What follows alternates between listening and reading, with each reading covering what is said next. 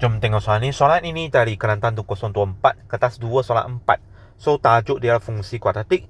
Soalan ini saya sudah ubah soal.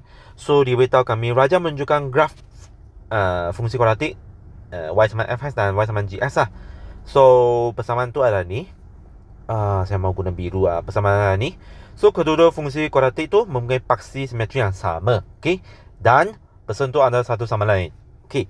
Itu dia minta kami cari nilai P. Okay. So mempunyai persamaan paksi simetri yang sama. Okay. So bermaksud mereka mempunyai dan bersentuh antara satu sama lain.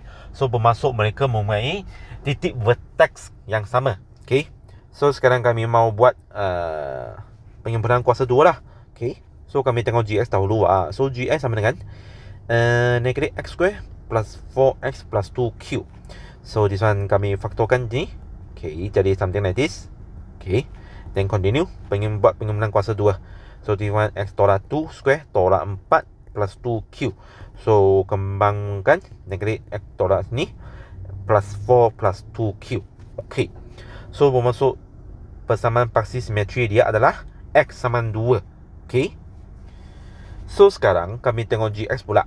Fx pula. So fx sama X square tambah PX tambah 9.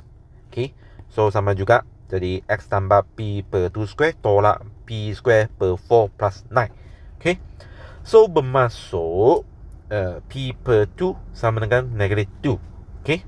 So bermaksud P sama dengan negatif 4. B tu dia minta kami cari nilai Q. So mereka bersentuh antara satu sama lain, bermaksud mereka mempunyai titik vertex yang sama. So bermaksud untuk soalan ni kamu compare bagaimana sini dengan sini Okay. Bukan sini baru ngam. Kamu compare sini dengan sini. Okay. So bermaksud tapi P kamu sudah ada kan. So bermaksud 4 plus 2Q sama dengan 9 tolak negatif 4 square per 4. So bermaksud 2Q sama dengan 1, Q sama dengan 1 per 2.